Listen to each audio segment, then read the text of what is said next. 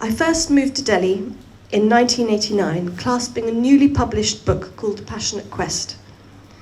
It was a glossy, hardback coffee table book written by Mildred Archer and Toby Falk about the art and adventures in India in the early 19th century of my Scottish kinsmen, James and William Fraser.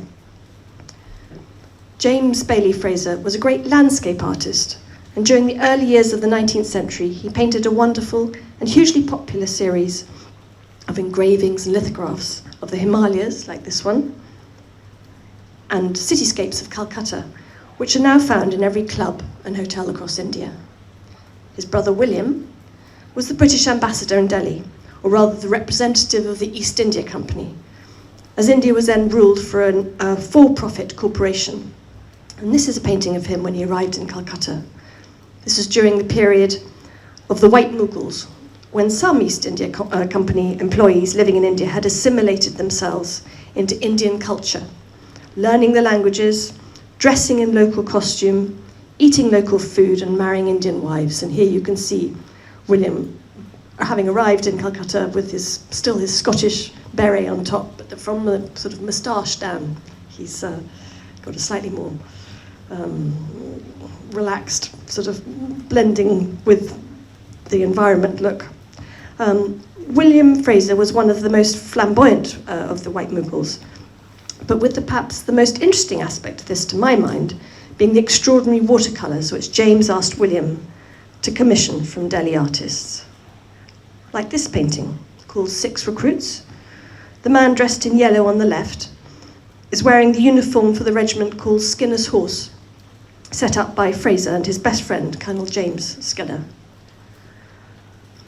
These paintings formed what has become the famous Fraser album, the greatest masterpiece of a hybrid form of late Mughal art, which is sometimes called company school painting, portraying the different types of people and their jobs, crafts or castes against stark white backgrounds. And this form of painting where Indian artists created something that mixed techniques and ideas from the East and the West, the wonderful Indian sense of detailing, the rhythmic patterning. If you get in close to some of these paintings and you see the extraordinary nature of the shading, how they do that.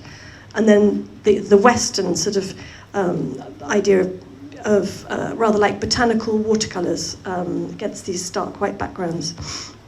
And that has greatly influenced me and was a starting point for all of my work.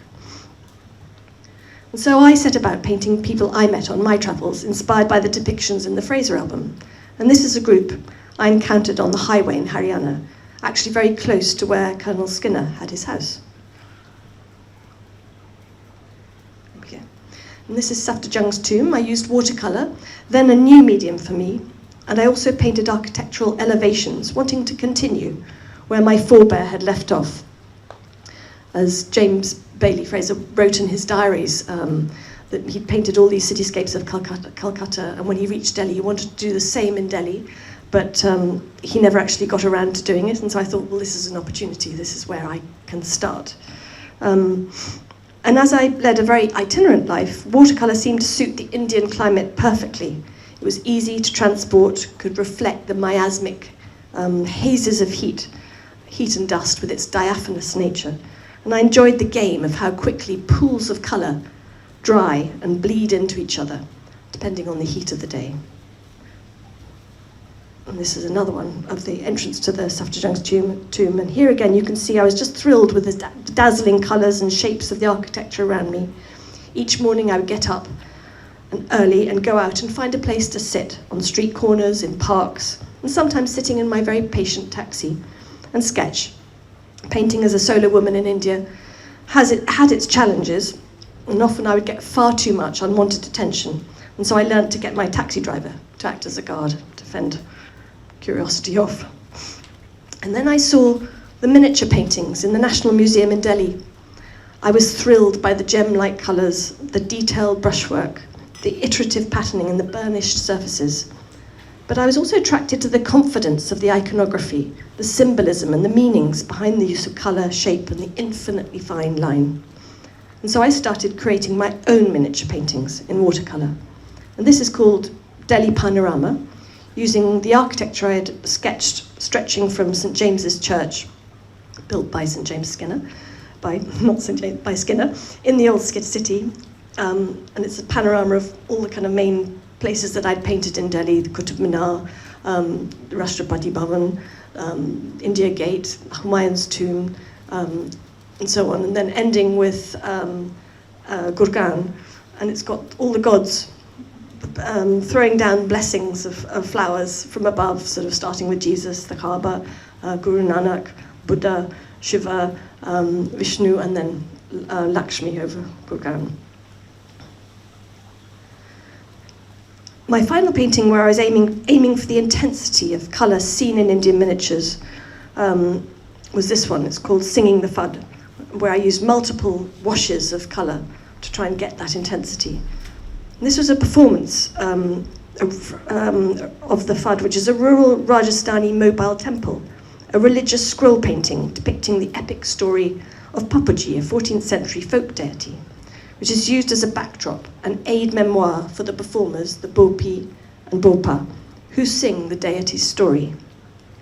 The song can last anything up to 8 hours long, and devotees, mainly from the Rabari nomadic camel herding tribe, make offerings and pray for cures for their animals. Here I've painted the Fud artist, Srilal Joshi, on the left, in yellow, looking out at us, his audience, while the performers, the Bopi and Bopa, merge with the Papuji backdrop, which has been reduced to just a few essential elements, including many eyes. Eyes are the last thing painted on the canvas, and once the final deity's eyes are complete, the Fud is said to become divine and filled with the spirit of Papuji.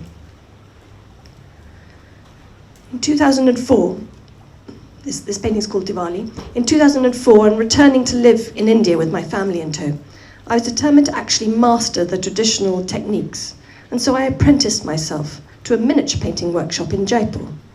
I would spend hours watching and listening to the master painter Ajay, as he managed to make his studio materials a microcosm of the world outside, channeling it into his work, relating how he used a certain sap from a particular tree outside his front door, or a chalk white, the kariya, from the cliffs around Jaipur, local flower petals soaked and distilled for their colour, or soot from his oil lamp to make the black kajal excellent for fine line work, also obviously used in eyeliner as well. Ajay, like many of the Jaipuri miniature painters, was from a family who worked in the gem industry, the gem and painting world being closely connected, as semi-precious stones are used for painting. Ajay taught me about grinding and mixing pigments to their correct consistency. I learnt how to make handmade paper, or vasli, binding the thin sheets of paper together, priming and burnishing them with an agate stone. But what I enjoyed most was using the single-haired squirrel brushes, and these have a natural spring and curve at the tip, which together with the almost meditational concentration required for this genre, facilitates the drawing of almost perfect miniature circles and spirals. And this was my first painting, using these techniques and materials. When I came across Srinachi paintings from the Natadwara tradition in Rajasthan, I became fascinated by the philosophy and the spiritual aspect underpinning this painting tradition. The sacred geometry, structure, colour, symbolism, and the fact that, like Byzantine icons, these artworks were objects of worship, of devotion. And a piece of serendipity led me to discover an art studio in Delhi where these giant pitchwise on cloth were being made. Pitchwise are, piche means backdrop, are temple backdrops for icons of Srinachi, the 8th incarnation of Krishna. And this was one of them, the Maharasa Leela from the studio of Banuji in Jaipur. Sitting on the floor with the other craftsmen, all playing their part in this vast pitchwai, I learnt through a process of osmosis. I became obsessed by the rigour of this traditional Indian miniature painting process, particularly this Natadvara inspired sacred art. It involved, to my mind, a different way of seeing. There was only one way to paint a banana leaf. You didn't go out and sketch from life, so much as reach for its essence.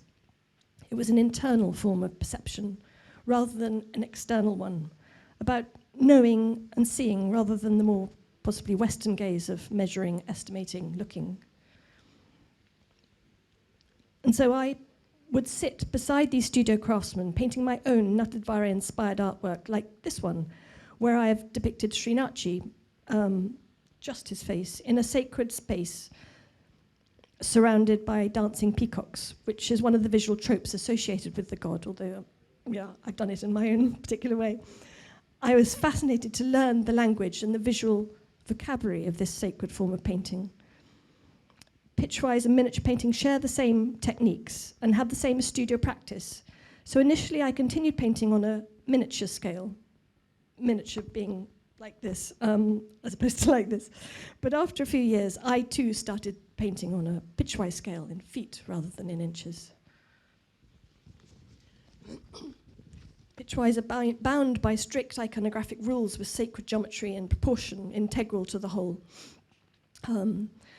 So in this series, it's called Krishna 1, 2, and 3. I used this sacred geometry to dictate the height of the mango tree in relation to the cow, underpinning the design with a division of 7.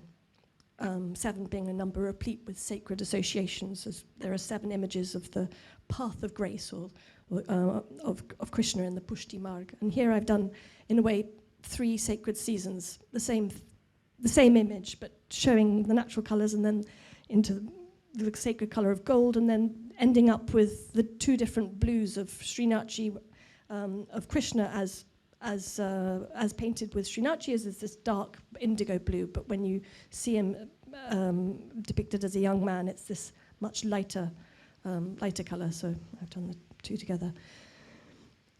There's this wonderful poem by the 9th century poet Namalvar. Lotus-eyed, he is in my eyes, I see him now, for his eyes cleanse my sight, and all 5 senses are his bodies. Ancient India used numbers to organize information about and access an understanding of creation and of the divine. And even today, numbers still have huge symbolic potency and significance, particularly in their association with the sacred. And so in this painting, I'm interested in the idea of creating a yantra, a sacred space, through color. Red has this connotation of sacrality, and repetition, again the number 7, and using the archetypal shapes of the square and the circle and floating on this kind of cosmic ocean as well around the side, and deconstructing the iconography of Srinathji's face, inspired as I frequently am by poetry. And here again, continuing on the subject of vision, this one's called darshan, and the word darshan means to see and be seen by the deity. And it's a fundamental concept within Hindu worship, where there is an active engagement between image and viewer. John Berger talked about the reciprocal nature of vision, and here I've translated it into the physical attribute of the eyes. In Indian sacred art, eyes, whether in the sculpted bronze effigies of gods, folk imagery, or the fuds, like when I was painting earlier, or painted images on pitchwise, the eyes are always the final element to be added to the icon. And once the eyes are opened, the image is believed to pull in the deity, as laid down by Vedic texts, and become divine. Devotees can then come, lock eyes with the image, and perform darshan. And over the years, I keep returning to eyes as I'm fascinated by the idea of a vision exchange, a vision within. This is called dusk. There's this wonderful phrase associated with dusk, known as the cow dust hour, or Goduli Bela, when the cows return home, kicking up the dust of the desert, just as the sun is setting. And so continuing with my Srinathji-inspired work, here I've painted cows in Krishna's colours, as he was a cowherd, both the dark indigo of his Srinathji colouring and the lighter blue as well. And here I was interested in playing with perspective, repeating the cow imagery vertically, as is often traditionally done, but emphasizing this through the color. And I've raised and recessed the vasli, the paper, to create the central circular moon, which is actually kind of in a recess. I was thinking about the process of painting, with line leading into form. This is another, this is Cosmic Oceans. In 2008, I went to the US to see an amazing show put on by the Freer Sackler called the Garden and the Cosmos. And there I saw the Maharaja Man Singh's Jodhpuri commission paintings from the early 19th century. Inspired by the Nat yogic tradition, these were monumental miniatures, each around 5 or 6 feet long. I felt I was witnessing something profoundly relevant and eternal, themes inspired by the scriptures have frequently been used throughout art history, but this was a particularly Indian vision and with an Indian art vocabulary, and it seemed to have universal and contemporary resonance. And these monumental fields of colour making up the cosmic oceans with their dreamlike intensity, to my mind, seemed to preempt sort of artists like Rothko or Howard Hodgkin. And so I was inspired by this, and I was carried on here. There's a line in the Rig Veda describing creation. I did a whole series on creation. This is one of them. The sun drew forth its rays between the earth and the sky was the line. And I love the idea in the Vedas. They talk about the creation of the world, starting with this Hiranyagarbha, as B.N. Goswami was talking about in one of his earlier talks, where the beginning is a sort of egg-like shape floating on these cosmic oceans. And then it's just such an extraordinary image and idea, and I've done other paintings like that, and how it pulls apart, how desire is the first thing that shows and that comes from this initial sort of golden germ, golden egg. And so here I made this egg-like shape with this sort of line dividing it, breaking it apart, with the earth and its 7 sacred oceans of, again, I love all these different ideas, these concepts of kind of trying to reach towards an absolute. And so there's kind of a ladder of oceans. There's the lowest ocean is salt water, and then it's milk, yogurt, ghee, sharab, which is wine, sugarcane juice, and then pure water is the final one. And then you reach the heavens, which is a reflection above. This is called pilgrimage. And I've made many treks up into the Himalayas, following the paths of pilgrims in India to the source of the Ganges, Mount Kedarnath, and so on. Footprints signifying holy presence have circulated throughout the Buddhist, Hindu, Jain, and Islamic context for centuries. The foot as a symbol has grown out of the tradition of touching the feet of the Guru, and as a mark of respect from Chela, from sort of pupil to Guru. And even in the Christian context, this is recognized with Christ's feet being washed by Mary, as the foot represents the lowest, humblest part of the body, so it reflects a recognition of worship from the lowest to the highest. There's a tradition of assisting yoga practitioners to focus by providing visual roadmaps to enlightenment. These take many different forms, ranging from mandalas and yantras, geometric images using archetypal shapes which are believed to store and generate positive energies, to maps of the subtle body, which represent the idea of the body as a microcosm of the universe. Combining both these ideas in pilgrimage, I'm using a part of my own body, an iterated template of my feet, to explore the idea of a roadmap to salvation. It's a metaphysical landscape with the triangular repetition of feet representing a sacred mountain, and also representing Shiv Shakti, the male-female principle, with the counterbalancing upside-down golden triangle in the center. And I've used the color red as the background to my golden feet, as this is associated with sacred and with worship. And continuing with my exploration of numbers, I got a mathematician friend of mine to help me to create a triangle out of 108 feet. And there are 108 feet, a particularly auspicious number, as are the numbers 9 and 3. I divided up the work into 9 segments to emphasize this, and within these 9 segments, a journey or pilgrimage to enlightenment can be read. There are 3 levels in my numerology, with sacred symbols inscribed on the lowest level feet, reflecting earthly concerns, music, literature, war, etc. And then the sacred symbols, which you can barely see, but anyway, they're there, in the middle segment of the picture, are associated with worship, religion, temples, and so on. And then the symbols in the highest segment are almost abstract, with the top 2 being Om and Shri, creating the sound believed to represent the fundamental wavelength of the universe.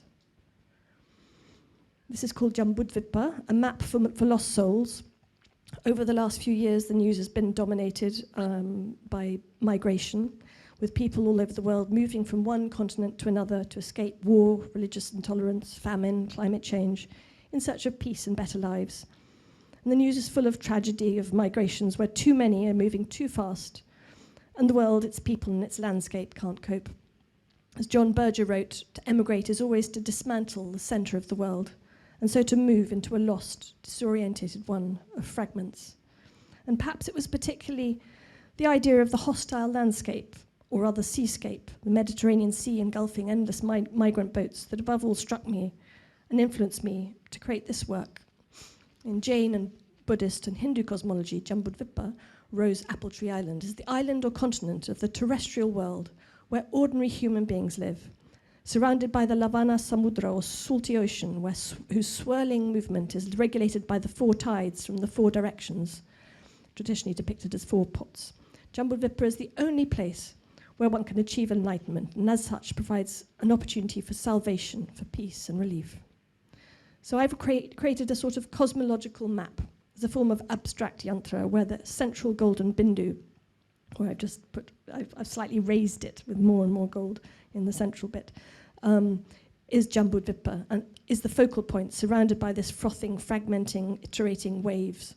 Here I was interested in paring down and pulling apart and exploring traditional imagery, sacred form and colour. And in this age of tragedy and horror without, this is perhaps a map to seek consolation within.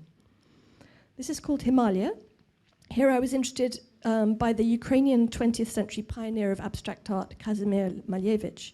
His concept of suprematism sought to move art as far as possible away from depicting natural forms and establish the supremacy of pure feeling and spirituality.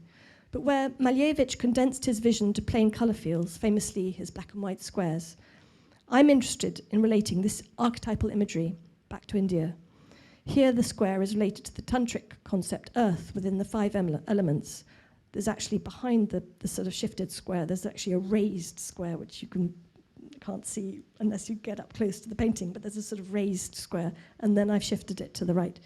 So here, unlike Malevich, who reduced it to plain colour fields, I consider patterning as fundamental to depicting pure feeling and the spiritual.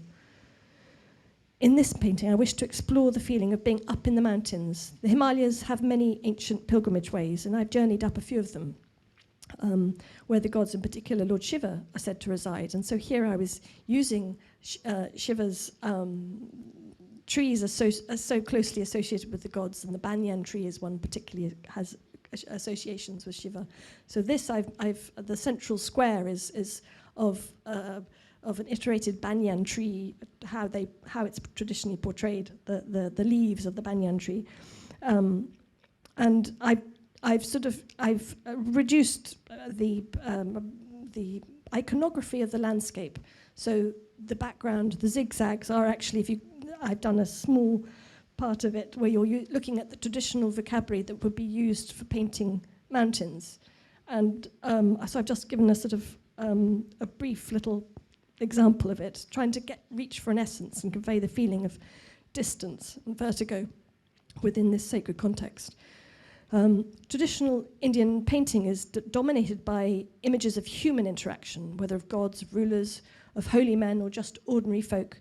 Nature and landscape are often relegated to the background, but I am interested in making this background the subject matter of my work, exploring this vocabulary of trees, flowers, sky, water, mountains, and investigating its ability to itself communicate a sense of flavour, that's of rasa. This is the golden lotus, which B.N. Goswami was mentioning.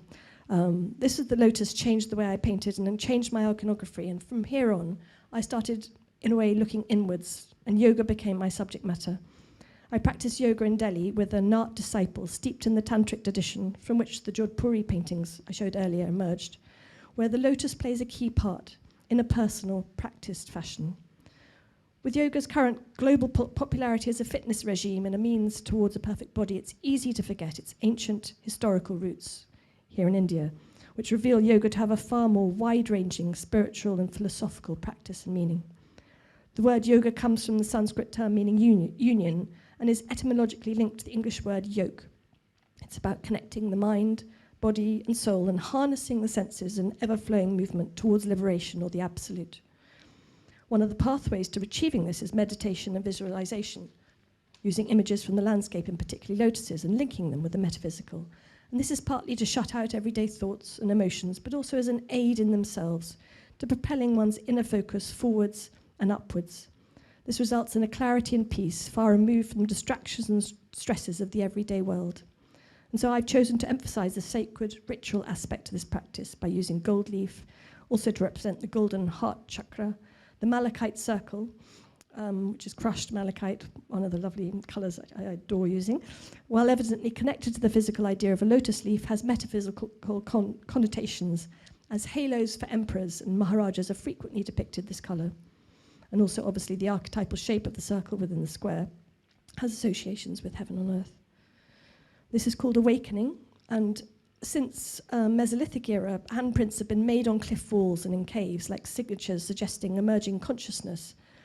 In Hindu, Buddhist tradition, handprints, mudras, comprise a complete symbolism and rites of devotion.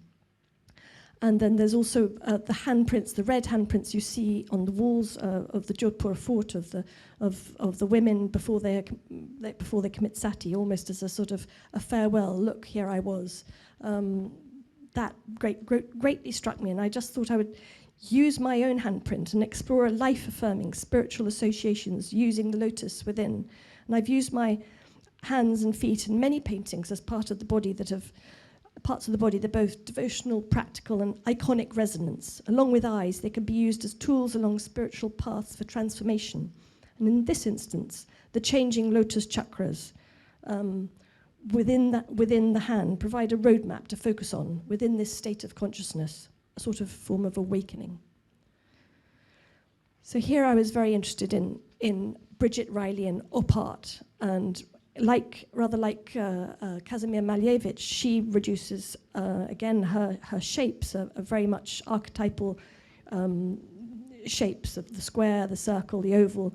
And I wanted to think about what she was doing, and I felt that it had great resonance with Indian painting, and I brought it back to the lotus petal, the single lotus petal. And for me, I wanted to show this idea of the active and the passive. The movement and stillness that's so integral to meditation, both of them together happening. And for me also, I love the whole business of the partage, as it's called, the shading. That's the sort of, in a way, for my mind, is one of the essences of miniature painting, is getting into this meditational space and then creating the shading on each of the petals, always aiming for the lightness. Here, this one's called Kundalini One and Two, and here again I'm thinking about the idea of sensation and movement during meditation. There's a meditational asana where breath is visualized, serpent-like, spiraling up and down the body, along with the inward, the inhalation and the exhalation. And I painted ever-increasing, decreasing, spiraling lotus petals to suggest this serpentine movement and the idea of the coolness and the heat within each inhalation, like exhalation, is echoed in the colors indigo and blue, indigo and red. Then this series is called I Am the Moon. And in this work, I have portrayed the cosmic bodies of the moon exploding, multiplying 1,000 petal lotuses to reflect the sensation of the pulse, rhythm, and movement associated with yogic meditation. The lotus within and the cosmos without. This is called, again, creation. I keep on coming back to the same sort of themes. And in 2017, the Nobel Prize for Physics was given to scientists who'd just proven the existence of gravitational waves. There was a spectacular light show in the heavens when two neutron stars had a collision called a kilonova, and consequently produced highly visible gravitational waves, cosmic energy in the form of ripples within the fabric of space and time. And I was fascinated by this discovery, and by the fact that kilonova is supposed to create gold. So I've drawn on this idea with the central image portraying creation made up of 7 cosmic bodies of exploding, multiplying 1,000 petal lotuses, raveling outwards and inwards in 7 ever-increasing, decreasing waves. And I wanted to show the alchemy of creation using the materials gold and indigo associated both with new discoveries in physics and ancient Indian philosophies. This is a series called Breath, and it explores the idea of breath, which is fundamental to Hatha Yoga and is particularly central to practice of meditation. Using the image of a lotus as an inner focus, you watch or witness the flow of the inward and outward breath, all the while visualizing an opening and shutting lotus. They're each on a monumental scale, each is short of a meter in height. And this shift in scale, the single image and monochromatic reduction in color, tests the form capacity to develop its meaning and become confrontational, timeless, and iconographic. And just as there is a continuous movement of the breath within yoga, there's also breath control. Breath control is considered to enable yoga's highest aims, but in its basic form, it's a purification technique. And I was intrigued by this extract from an early 18th century Sanskrit text on yoga called the Giranda Samhita. Through breath control, the yogi gets the ability to move in the ether. Through breath control, diseases are destroyed. Through breath control, the goddess Shakti is awakened. Through breath control, the mind enters the supramental state. Bliss arises in the mind, and the practitioner of breath control becomes happy. Here I was interested in exploring the idea of stillness, breath, and time, using the icon of the pared down, closed lotus. This is called Sthala Padma, scent of the lotus. The Giranda Samhita has a beautiful description of the sevenfold pathway to perfection, where the yogi is told to visualize an ocean of nectar, in the middle of which there is an island of jewels. And I quote, "In every direction there are kadamba trees and abundant flowers, and it is ringed with a thick kadambari forest like a stockade, where the scents of malati, malika, jati, champa, parijata, and sthala padma flowers perfume every quarter." Having learned a very visual form of yoga, with visualizations used as tools for meditation, visualizations using color and imagery culled from the garden, flowers, trees, animals, etc., I was intrigued and excited to learn about scent also being a focus for meditation. Along with the expected various forms of jasmine, the Sthala Padma flower was one of the 7 mentioned perfumed flowers. Translated as land lotus, some sources say it changes color during the course of the day. Traditional Indian scents are oil-based, and when applied to the skin, the perfumes amplify and intensify, reflecting the body's temperature over the course of the day. And here I'm interested in exploring visually the idea of an ever-increasing scent, the essence of a lotus, reflected in an ever-increasing saturation of the color pink. This again is called the scent of the lotus. I became interested in beekeeping at this time, and you can see it reflected in many paintings. I love the idea that all senses are harnessed during the course of meditation, including the sense of smell. And here I was interested in trying to merge the bees and the lotus to create a union of these opposites, something active and something passive, through repetitive patterning and illusory movement and stillness. Explore the Indian artistic concept of rasa, in this case of scent. Unlike the lotus, there's not much iconography centered around the bee in Indian art, but there is a vast amount of poetry, like this one. When the Krishna bee approached the lotus flower of Radharani's face, he became completely maddened by its fragrance. Buzzing, he continually hovered about it. Again, I'm using the colors blue and gold with their sacred associations.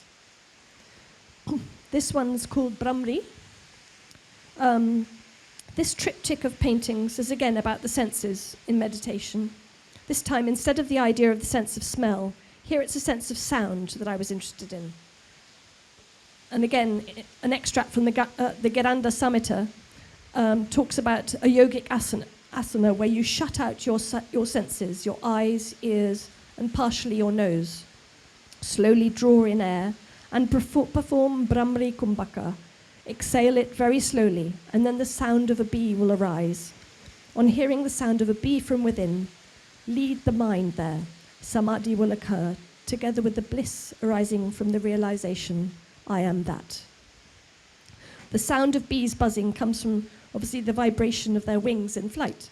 And so I painted this sequence of ever more densely packed bees and wings flying towards a central lotus to reflect a meditative, reverberating sound, an ever-increasing hum and buzz of the bee. And where the end result is perhaps a flower, wings and petals seemingly interchangeable. And this is called Indian Summer. This was my initial response to the onset of the pandemic and my experiencing the first very strict lockdown in Delhi. It was late March, we were all ordered inside, police lurked on street corners with batons or lathis.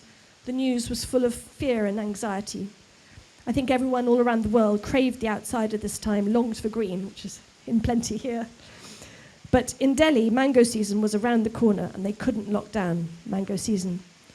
The mango tree is considered sacred and has associations with various Hindu deity, with its extraordinary fruitfulness symbolizing love and fertility. It's a kalpa vriksha, a wish-fulfilling tree, and its leaves are considered auspicious and are used for garlands. So I sort of lost myself in this artwork in response, continuing the theme of meditation and visualizations, though here perhaps thinking about fruition and a sense of taste and of hope. As Pico Iyer wrote, we need to come to a balance between the excitement of movement and the necessity of stillness, and I very much had that in mind when I was creating this. And this is called Indian Summer 2, and this was my second painting from that time, a sort of sister painting to the Mango Vortex, also called Indian Summer. I love the Amaltas tree, Indian laburnum, again a tree with sacred associations, and their golden tumbling blossoms light up entire streets in Delhi in late May, June. And I feel they compensate for the head-hammering pre-hot monsoon heat of those weeks. There are a couple of Amaltas trees just outside my window, which I watched exploding into bloom over the course of making this painting, creating a sort of visual, fiery beacon of hope. And after diving into that initial lockdown uncertainty, I felt that the Amaltas possibly provided a way out. And indeed, the first pandemic wave drew to a close while I was painting it. Am I near the end there? 5 minutes, okay. So this is Sacred Grove, and here I'm returning to mapping, exploring the idea of the mandala and the archetypal shapes of the circle and the square, and absence and presence, peopling these shapes with leaves. I was thinking of the concept of viriditas, or greenness, associated with the 12th century mystic Hildegard of Bingen, who described the power of plants to put forth leaves and fruit as being similar to the power of humans to grow and heal. I was thinking of a healing sacred space within this time of pandemic. And again, I did more feet. Pilgrimage, this is again called. You cannot travel on the path, said the Buddha, unless you become the path itself. And here I was returning to depicting parts of the body, of my body, as an exploration of the physical and the metaphysical. And in these pandemic times where we've all experienced lockdown in our homes, particularly walking outside, has become a vital luxury as we all try to walk off the mental trauma of being locked in. And with pilgrimage, using an ascetic ash-coloured pigment, one of my favourite pigments, it's called ranga. I love it, and it has a certain sort of sparkle to it.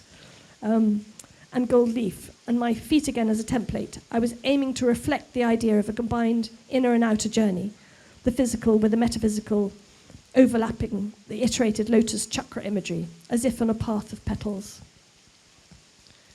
Which leads to my final painting. This is called 1,000 Petals, Sahasraha, or the 1,000-petal lotus, which is the ultimate chakra of enlightenment and liberation.